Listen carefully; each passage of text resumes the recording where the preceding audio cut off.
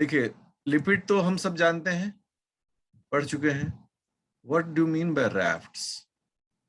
तो जो लोग भी गांव तालाब में रहते होंगे वो देखते होंगे कि जो गांव का जो तालाब होता है,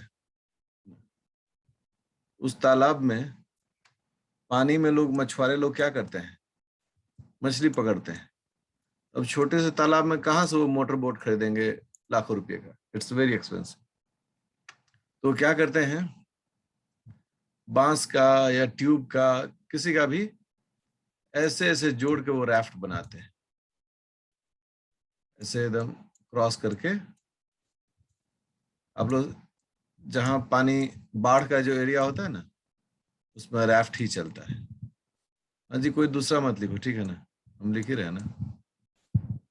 तो इस प्रकार के राफ्ट बनाते हैं और उस पर क्या होते हैं, मछुआरे खड़े हो जाते हैं, ठीक है ना। मछुआरा जो है वो क्या हो गया, खड़ा हो गया, ओके।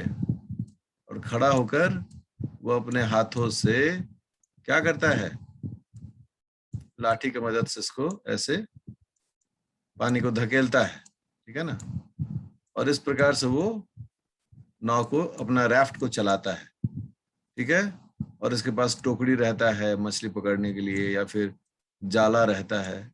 उस जाले को एकदम फेंकेगा, जाला ऐसे ऐसे पूरा बिखर जाएगा, ठीक है। और बिखर के वो पूरा मछली को अपने में क्या करेगा,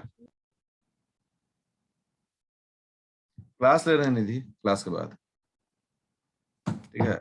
और वो इस जाला में बहुत सारा मछली को फंसाएगा। ये तभी कर सकता है वो जब उसके पास एक राफ्ट हो। वैसे तो जो लोग अमीर किसान होते हैं उनमें तो उनके पास क्या होता है, उनके पास तो बोट्स होते हैं छोटे छोटे। लेकिन जो गरीब किसान होते हैं वो इसी प्रकार के केला, ये होता है थंब, उसको भी यूज करते हैं और मछलियों को पकड़ते हैं। ये जो राफ्ट है, तो राफ्ट को ही हम लोग यहाँ पर यूज कर रहे हैं। चलो, मैंने एक थिएटर ऑफ माइंड क्रिएट किया आप लोग को। तो अब लिपिड का राफ्ट मतलब क्या? लिपिड को कौन मछली पकड़ना है ना। तो जो लिपिड का राफ्ट जब हम पढ़ते हैं तो होता क्या है कि आप सब जानते हैं कि लिपिड, जो फॉस्फोलिपिड्स होते हैं मेम्ब्रेन में, जो प्रोटीन्स होते हैं, ये सभी आपस में एक्सचेंज करते रहते हैं, ओके। अपना जगह क्या करते हैं, बदलते रहते हैं। इस प्रकार से ये डायनेमिक होते हैं, मूविंग होते हैं। ये जब चाहेगा इधर आ जाएगा, ये जब चाहेगा इधर चला जाएगा, ये यहाँ पर आ सकता है, ये इधर आ सकता है। इस प्रकार से ये काफी मूविंग होता है, ठीक है। ये बहुत जल्दी से अपने जगह को बदलते रहता है। असर क्या होता है, उसका असर ये होता है कि इनकी जो डायनेमिक बिहेवियर है वो मेंटेन रहती है। बढ़िया। अब रैफ्ट का क्या यूज है, what do you mean by raft? Raft का यूज यहाँ क्यों किया जा रहा है? इसलिए किया जा रहा है, ठीक है। रैफ्ट का यूज हम लोग इसलिए कर रहे हैं टर्म को, कि यहाँ पर हमको एक खास डोमेन चाहिए जो एकदम अटल हो, जिसमें कोई बदलाव नहीं है ना। तो हमें एक ऐसा इलाका चाहिए जिसकी सबसे बड़ी खासियत क्या होनी चाहिए, वो कॉम्पैक्ट हो, वहां के लिपिड्स जल्दी अपनी जगह को चेंज नहीं करें। तो हमें यहाँ क्या बिछाना होगा, हमें यहाँ राफ्ट जैसा एक लिपिड का स्ट्रक्चर बिछाना होगा। चलिए, मैंने ये समझने के लिए आपको यहाँ पर एक राफ्ट बना दिया, ठीक है। फिर इसके बगल में फॉस्फोलिपिड्स होंगे और इस प्रकार से ये स्ट्रक्चर आगे मूव करता रहेगा। बट अब ये भी इधर बदल सकता है, ये भी इधर बदल सकता है, लेकिन राफ्ट जो है उसमें यूजुअली ज्यादा चेंजेस नहीं होते हैं। तो जो सबसे पहली बात जो समझने के लिए है वो यह है कि राफ्ट वो डोमेन है मेम्ब्रेन में जिसमें बहुत बदलाव नहीं आता है, और इसमें जो मॉलिक्यूल्स होते हैं वो बहुत टाइटली अटैच रहते हैं आपस में। तो ये एक पहचान होता है, ये एक डोमेन कहलाता है, एक इलाका कहलाता है। इस इलाके को हम लोग क्या कहेंगे, इस इलाके को हम लोग कहते हैं माइक्रो डोमेन। तो लिपिड राफ्ट्स जो है वो क्या है, डोमेन कहलाते हैं। डोमेन का मतलब क्या होता है, इलाका का। हम पूछें, अच्छा बताओ कि आपका ईमेल आईडी क्या है, तो आप बताते हैं कि फलाना सा ईमेल आईडी है, वो आपका डोमेन है इंटरनेट पर। उसमें कोई दूसरा घुस नहीं सकता जब तक कि आप उसको परमिशन नहीं देते हैं। कोई भी वेबसाइट है वह उसका डोमेन कहलाता है। वो क्या कहलाता है कि डोमेन। आपसे कभी बहुत जगह पूछेगा कि बताइए कि आपका ईमेल डोमेन क्या है, तो आप कहेंगे हमारा ईमेल आईडी जो है वही हमारा ईमेल डोमेन है। ठीक है, इसका मतलब है कि यह बहुत छोटा होता है और यह एक इलाका है, डोमेन है, इसलिए इसको माइक्रो डोमेन कहा जाता है। अब अगला मुद्दा जो है लिपिड ड्राफ्ट से। लिपिड ड्राफ्ट को जब हम मेम्ब्रेन में देखते हैं तो देखो, ये एक लिपिड बाइलेयर है, ठीक है, बना रहे हैं। जो विद्यार्थी मेरे साथ काम कर रहा है वो तो अच्छी बात है। देखिए, ठीक है, आप गौर कर रहे होंगे आनंद सर ने 2 जगह स्वेलिंग करा दिया है मेम्ब्रेन में। बाकी जगह तो मेम्ब्रेन क्या है, यूनिफॉर्म है, लेकिन 2 जगह जो है यह स्वेल कर गया है। मतलब जो इसकी लंबाई, जो ऊंचाई है वो बदल रहा है। जैसे कि देखिए मेम्ब्रेन, लिपिड बाइलेयर का ये मेम्ब्रेन का ये लंबाई है, लेकिन अगर इसको देख रहे हैं तो क्या है, ये उससे ज्यादा है ना। ये भी क्या है, उससे ज्यादा है। नमस्ते। इसका मतलब स्पष्ट है कि जो माइक्रो डोमेन है वह डोमेन थोड़ा सा ऊंचा है। आप डायग्राम से देख रहे होंगे सब लोग, इस हम कई प्रकार से इसको प्रूफ कर रहे हैं कि ये जो डोमेन्स हैं, लिपिड राफ्ट हैं, वह मेम्ब्रेन से थोड़ा ऊंचा है, फूला हुआ है। क्या है ये, फूला हुआ। जैसे चेहरे पर पिंपल आ जाता है तो कैसे वहां फूल जाता है, ठीक उसी तरीके से ये भी फूला हुआ है। तो अब हमारे मन में एक बड़ा सा सवाल पैदा होगा कि इस फॉस्फोलिपिड को किसने मुक्का मारा। इसका नाक जो है फूल गया है, ठीक है, इसको किसने मुक्का मारा है, ये स्वेल कर गया है ना, ये इतना डिस्टेंस जो है दोनों तरफ इंक्रीज कर गया। आखिर हुआ क्या, ठीक है। तो हुआ क्या, तो एक बार हम इसका स्ट्रक्चर जो है वो देख लेते हैं, बना लेते हैं, ठीक है, तो हमें पता चल जाएगा कि ऐसा क्यों हुआ। अब देखिए, आप सब लोग अपना कलम चलाइएगा और मेरे साथ फॉस्फोलिपिड्स, ये जो लिपिड ड्राफ्ट है उसको बनाइए, ठीक है। ये तो हमारा फॉस्फोलिपिड है, 3 ठो बना देते हैं, ठीक है। इधर भी बना देते हैं, 1 2 3। 2 मिनट लगेगा इसको बनाने में, सब लोग बनाइए मेरे साथ। गुड, ये है फॉस्फोलिपिड। और कुछ कोलेस्ट्रॉल वाला भी है, कुछ दूसरे फॉस्फोलिपिड्स भी हैं, ठीक है, दूसरे फॉस्फोलिपिड्स भी हैं, ठीक है। ये देखिए, और भी डबल अनसैचुरेटेड फॉस्फोलिपिड्स भी हैं, ठीक है, अनसैचुरेटेड भी डाल दो भैया, कौन रोका है, ठीक है। और साथ में कोलेस्ट्रॉल भी है, देखो ये हम दे दिए कोलेस्ट्रॉल, ओके। सब सिंबॉलिक है, आपको समझाने के लिए है।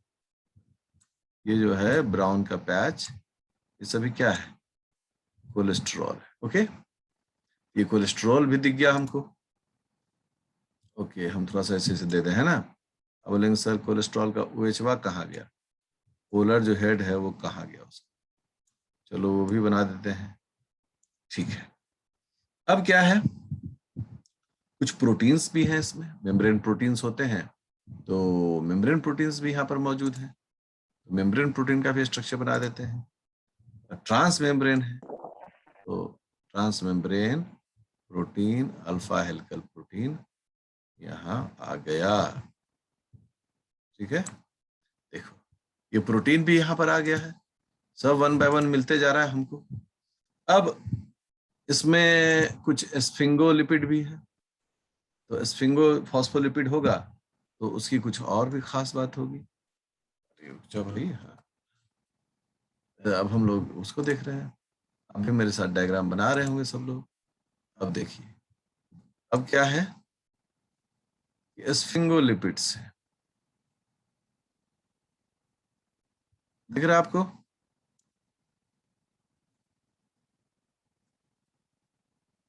क्या दिख रहा है सर? बहुत बड़ा बड़ा है सर, ये तो बहुत ही बड़ा बड़ा है।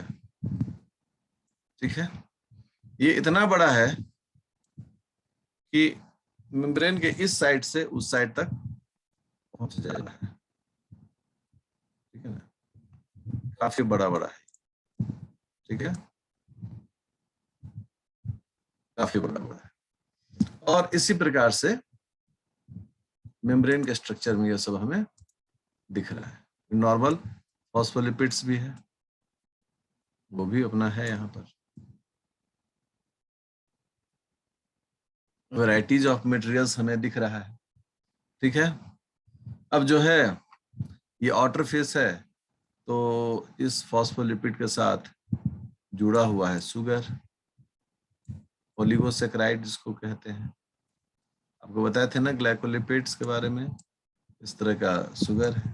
ठीक है, और उस शुगर से कुछ और मटेरियल जो है वो कम्युनिकेट कर, आप लोग पढ़ना है सेल कम्युनिकेशन, तो इससे से अटैच्ड है ना, सब वीक इंटरेक्शंस शो कर रहा है।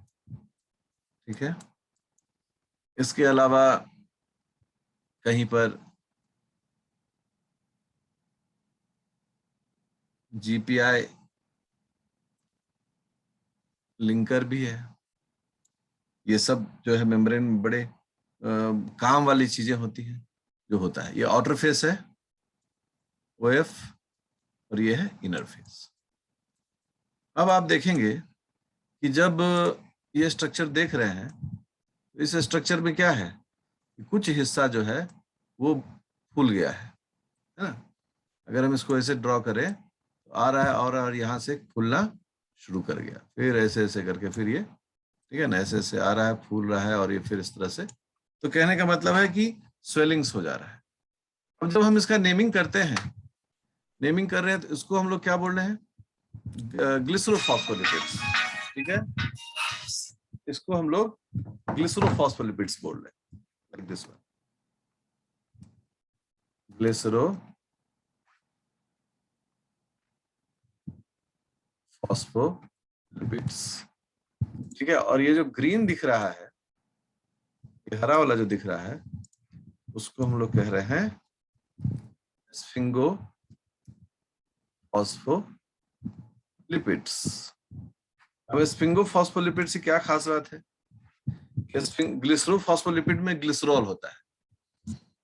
ग्लिसरॉल में कितने कार्बन होते हैं? तो ग्लिसरॉल में 3 कार्बन होता है।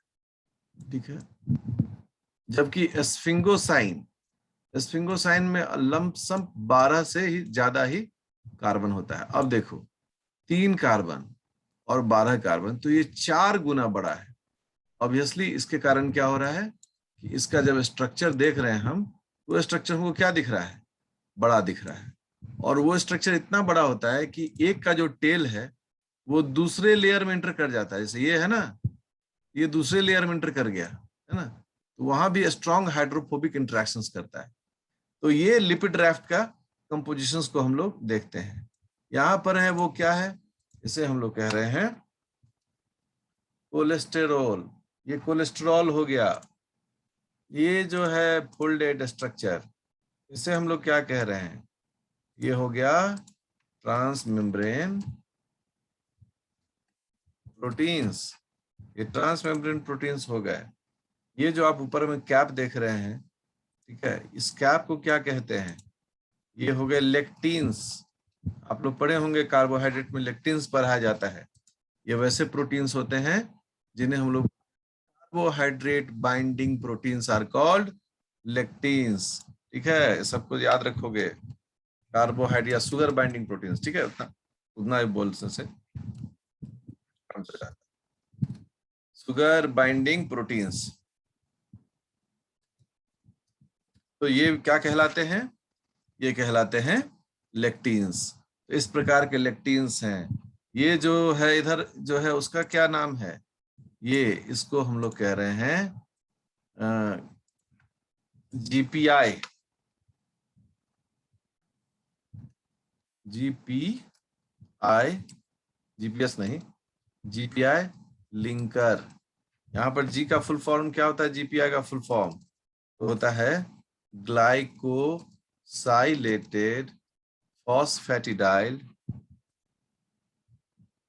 Phosphatidyl inositol. ठीक है, ठीक है, इसको हम लोग कहते हैं ग्लाइकोसाइलेटेड फॉस्फेटिडाइल आइनोसिटोल। इस प्रकार की जो चीजें हैं वो यहाँ पर मौजूद हैं। ठीक है, और इनका हम लोग यूज किस किस काम में कर रहे हैं? इसका यूज कर रहे हैं मेम्ब्रेन के कुछ अलग डायनेमिक्स में। तो आपने कई सारे यहाँ पर चीजों को देखा, कई सारे नाम को देखा, लेक्टिन्स को देखा, कोलेस्ट्रॉल को देखा, ट्रांसमेम्ब्रेन प्रोटीन्स को देखा, ग्लिसरोफॉस्फोलिपिड्स को देखा, स्फिंगोफॉस्फोलिपिड्स को देखा, जीपीआई लिंकर को देखा। तो ये सब मिलकर एक लिपिड राफ्ट का निर्माण करता है। और ये कितना छोटा होता है एक लिपिड राफ्ट? कहते हैं एक लिपिड राफ्ट जो होता है उसका जो डायमीटर है वो लगभग 70 नैनोमीटर है। नैनो पार्टिकल है ये। क्या है ये? 70 नैनोमीटर। मतलब सोचिए कि कितना छोटा है ये, है ना? तो बहुत छोटा है ये। ठीक है, तो अब यहां से किसी को सवाल तो पूछने का मन होगा ही। सर थोड़ा सा सवाल हम पूछ लेते, तो कुछ पूछना सवाल, या वो चैट बॉक्स आप लिख कर भेजना चाहें हमें तो चैट बॉक्स में भी सवाल लिख कर भेज सकते हैं, आपको तुरंत जवाब मिल जाएगा उसका। Please ask any question if there is in your mind. आपके दिमाग में कोई क्वेश्चन है तो प्लीज पूछिए। चलो अपना microphone. Good morning sir. Good morning Deepika. ये जो लिपिड राफ्ट जो है सर केवल स्फिंगोलिपिड से बनता है सर, स्फिंगोफॉस्फोलिपिड से? कहाँ बोला गया? या फिर और भी इसका? कहाँ हम बोले कि सिर्फ स्फिंगोलिपिड से बनता है? ये जितना स्ट्रक्चर दिख रहा है ना, जो भी चीज दिख रहा है, like phospholipid, cholesterol, transmembrane protein, GPI linker, ठीक है, ग्लिसरो फॉस्फोलिपिड्स, स्फिंगो, सब। हाँ, स्फिंगोफॉस्फोलिपिड्स जो है वह क्या काम करता है दीपिका यहाँ पर? कि चूंकि स्फिंगोलिपिड जो है वो लंबा लंबा होता है, बड़ा बड़ा होता है, तो इसके कारण ये थोड़ा मेम्ब्रेन पर फूला हुआ दिखता है ना? तो स्वेलिंग का जो कारण होता है वह बेसिकली स्फिंगोलिपिड होता है। ठीक है, क्लियर? अच्छा, नेहा कुमारी ने चैट बॉक्स में बोला है कि सर लेक्टिन को रिपीट करे। देखो, लेक्टिन में दो वर्ड है, अंत में इन लगा है। इन का मतलब प्रोटीन, और लेक्ट मतलब लेक्टो, अगर हम ऐसे बोले तो शुगर, है ना? तो sugar binding proteins are called lectins. ये अलग तरह की पढ़ाई होती है, इसके उसको पढ़ना होता है कितने प्रकार के लेक्टिन होते हैं, सेलेक्टिन्स कितने प्रकार के होते हैं। मैं कोशिश करूंगा कि आपको सेल सेल इंटरेक्शन में थोड़ा सा इसका परिचय जरूर दूं। ठीक है, लेकिन अभी इन शब्दों से कर लेना है दोस्ती। और पूछो, और किसी को सवाल पूछना है जरूर पूछो सवाल, मन में नहीं। जो मन में रखेगा सवाल उसका सातों विद्या नाश हो जाएगा, समझ जाइयो। ठीक है, हाँ सर, हंसी छूट गया सबको? नहीं, सर तो बच्चा वाला बोलते हैं बात। हाँ, लेक्टिन का क्या फंक्शन है, नेहा कुमारी ने फिर पूछा, और मोनिका ने भी पूछा है जीपीआई लिंकर का क्या काम है। चलो देखो जी, लेक्टिन को मैंने क्या कहा? Sugar binding protein. वो प्रोटीन जो यहाँ, ये क्या है? ये जो छोटा छोटा पिन की तरह देख रहे हैं, यह क्या है? ये ओलिगोसेक्राइड है। क्या है ये? सभी ओलिगोसेक्राइड है। 2 से लेकर 10 रेसिड्यूज तक शुगर के यहाँ पर होते हैं। और ये जो ओलिगोसेक्राइड होते हैं, इनसे ही सेल एक दूसरे से कम्युनिकेट करता है, परिचय करता है, केमिकल इंटरेक्शन करता है। इसके बारे में और विस्तृत से बताएंगे जब सेल सेल इंटरेक्शन पढ़ाएंगे, जो मुझे पढ़ाना है। ठीक है, और लेक्टिन्स के बारे में मैंने बता दिया कि अब लिपिड रैफ्ट में इसका क्या काम है लेक्टिन्स का। तो थोड़ा सा रुक जाइए, अभी स्ट्रक्चर के बाद फंक्शन बताएंगे ना, तो तुरंत पता चल जाएगा कि लेक्टिनवा क्या करता है। अब जीपीआई लिंकर ये क्या करता है? ये मोनिका का सवाल है। मोनिका, बहुत अच्छा सवाल है ये, और मुझे ये बताना भी है अभी। तो मैं तुरंत जो है इस डायग्राम को मिटा रहा हूं, और लेक्टिन और बेसिकली जीपीआई एंकर के बारे में, लिंकर के बारे में थोड़ी सी जानकारी आपको दे रहा हूं। ठीक है, देखो ये मैं मिटा रहा हूं, मिट गया। ऐसे ही आप चैट बॉक्स में सवाल पूछ दें, उससे क्लास भी ज्यादा डिस्टर्ब नहीं होगा, और पूछ भी सकते हैं। ठीक है, पूछना भी चाहिए। जो जो विद्यार्थी मेरे साथ मेहनत कर रहा है उसका तो सेल बायोलॉजी अच्छा होगा, मेम्ब्रेन अच्छा होगा, और जो मेहनत नहीं कर रहा है उसका भी अच्छा हो सकता है यदि वो थोड़ा सा अपना दमखम लगाए। अब देखो, आइनोसिटोल का नाम सुने हो, सबको पढ़ाए थे स्ट्रक्चर, है ना? सिर्फ कार्डियोलिपिन नहीं बताए थे। जो विद्यार्थी जागृत रहा होगा वो तो कार्डियोलिपिन को भी समझ आता होगा।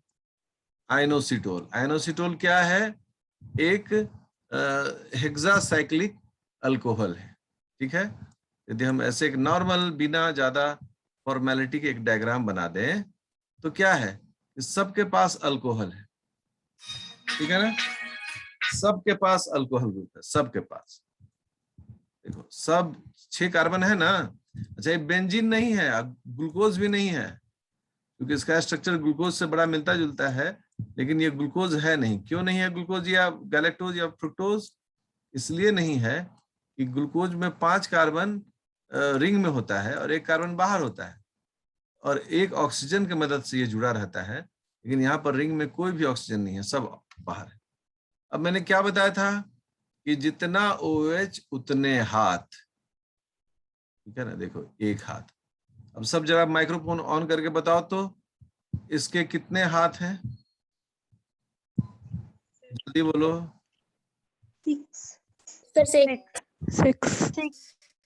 6 ही है ना? यस ठीक है, ठीक है। मेरा नाम है आनंद कुमार ठाकुर, तो आप लोग बोलेंगे कि अब ये हाथ हमको दे दो ठाकुर। ऐसा मत बोल देना, तो फिर हाथ काटना पड़ जाएगा हमको। चलो, ये 6 हाथ हैं जी, ठीक है ना? मतलब 6 हाथ का मतलब क्या है कि 6 रिएक्टिव सेंटर्स इसके पास है, ठीक है। यह सेल सिग्नलिंग में पार्टिसिपेट करता है। किस काम पार्टिसिपेट करता है? सेल सिग्नलिंग में। सेल सिग्नलिंग क्या है ये भी हम ही को पढ़ाना है, तो ये भी आप पढ़िएगा हमसे। तो सेल सिग्नलिंग में जीपीआई एंकर का काम होता है। इसमें क्या है? ग्लाइकोसाइलेटेड, यही था ना, ग्लाइकोसाइलेटेड फॉस्फेटिडाइल आइनोसिटोल।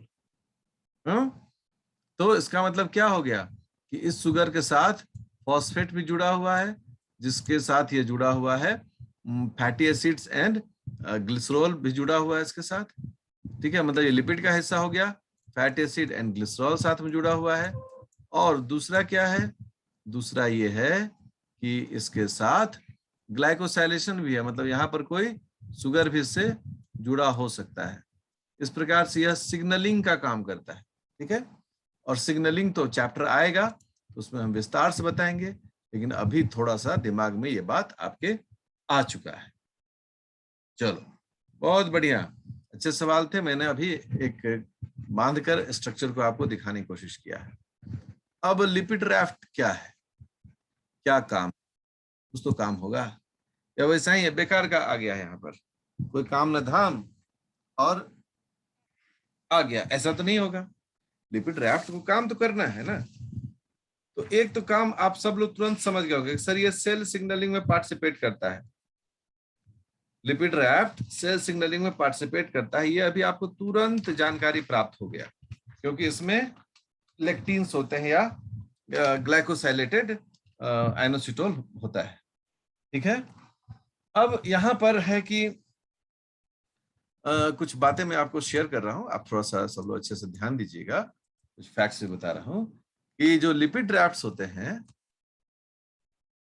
राफ्ट्स ये 2 तरह के देखे जाते हैं। लोगों ने 2 तरह के ऐसे राफ्ट्स को रिपोर्ट किया है ना। एक होता है प्लानर, एक प्लेन में रहने वाला। पहला हो गया प्लेनर, एक प्लेन में रहने वाला, ठीक है। या इसको हम कहते हैं नन कैवियोल टाइप, मतलब ये गोलाकार नहीं होता है, प्लानर होता है। और दूसरा क्या है? जो गोलाकार होता है। और गोलाकार में हम क्या कहते हैं? कैवियोलर, क्या हो गया, कैवियोलर टाइप। तो कैवियोलर टाइप क्या होगा? गोलाकार राफ्ट होगा। तो गोलाकार राफ्ट कैसा दिखेगा? वो इस प्रकार का दिखेगा, ठीक है। और प्लेनर राफ्ट कैसा दिखेगा? वो ऐसे है, ठीक है। फिर थोड़ा उसमें फूल जाएगा, फिर नॉर्मल मेम्ब्रेन हो जाएगा, है ना, नॉर्मल हो गया। इस तरह से ये प्लेनर दिखेगा। तो दोनों डायग्राम भी आपके समझ में आ गया है, ठीक है। और अब आगे क्या है कि ये चूंकि रिजिड होता है, इसलिए इसका मेजर वर्क जो होता है, मुख्य जो कार्य है इसका, वह कार्य होता है इसका सेल सिग्नलिंग। सेल सिग्नलिंग इसका मेजर काम होता है।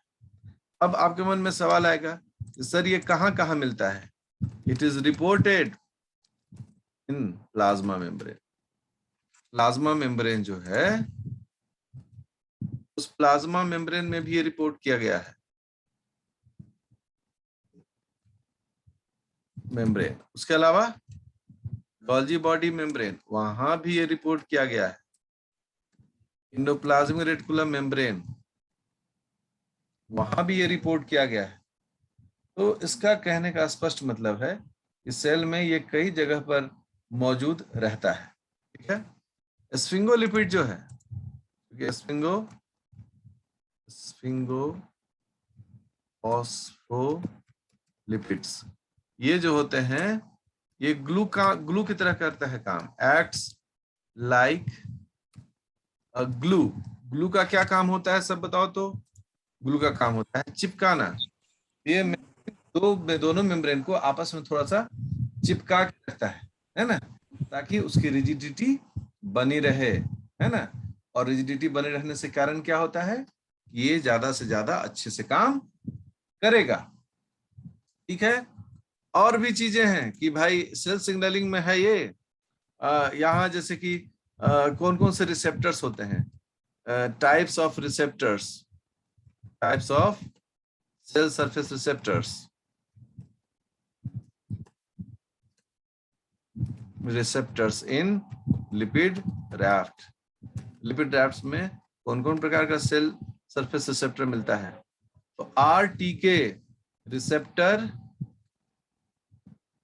Tyrosine kinase, GPCRs G protein coupled receptors, ये सभी जो हैं इसके मेम्ब्रेन में रिपोर्ट किए गए हैं। इसके अलावे जो हेजहॉग प्रोटीन्स होते हैं, दैट इज थर्ड में लिख रहे हैं WNT हेजहॉग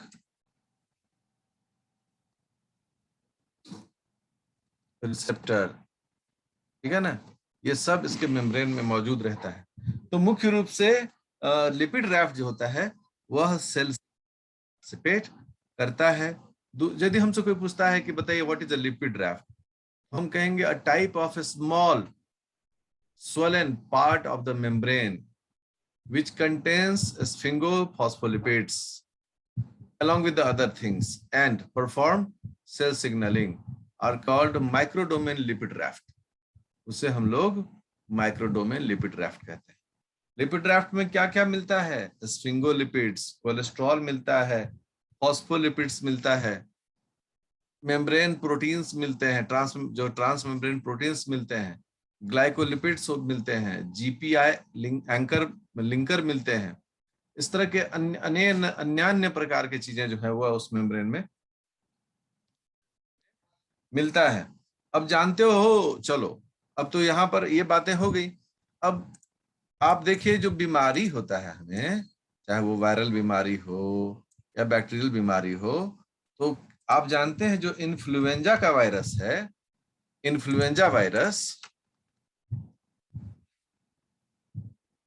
है ना, सर्दी खांसी इन्फ्लुएंजा, भी तो influenza virus influenza virus approaches cells through, किसके थ्रू? लिपिड रैफ्ट्स।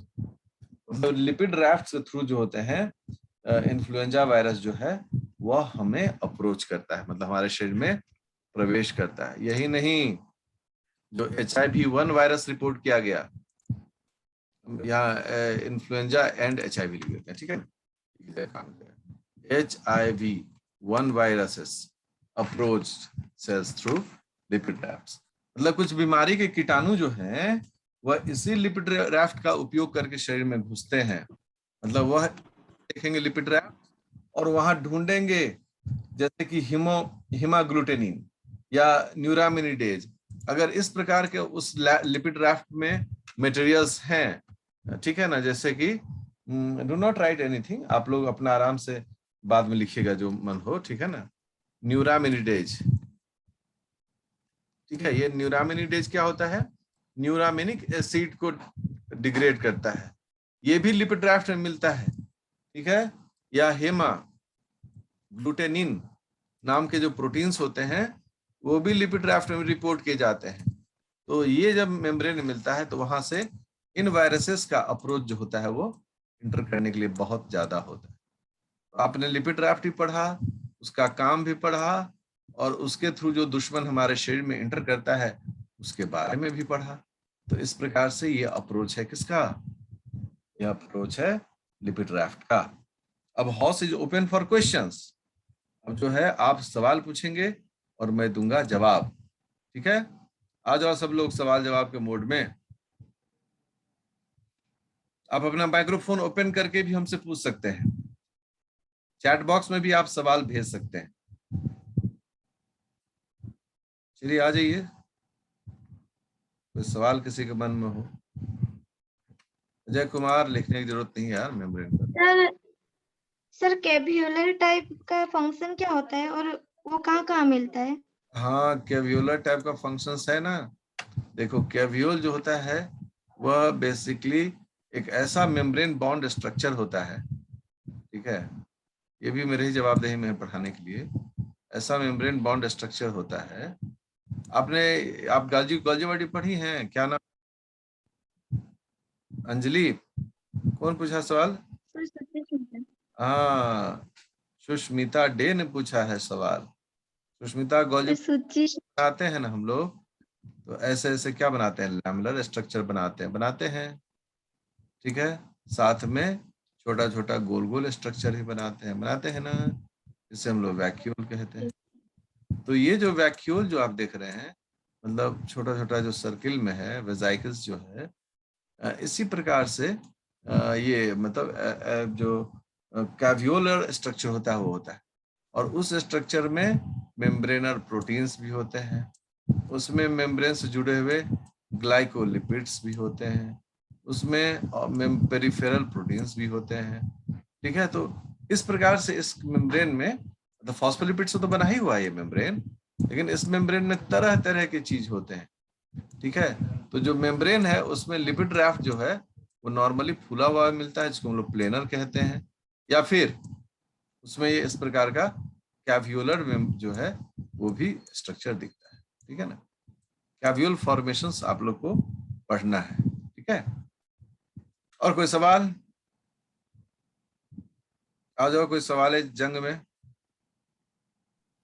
सर इस कैवियोलर टाइप का सेम ही फंक्शन होता है, वही सेल सिग्नलिंग होता है या फिर कुछ अलग में भी हेल्प करता है? नहीं, कैवियोलर फंक्शन सेल सिग्नलिंग फंक्शन है। लिपिड राफ्ट कहीं भी होगा तो सेल सिग्नलिंग कॉमन फंक्शन है।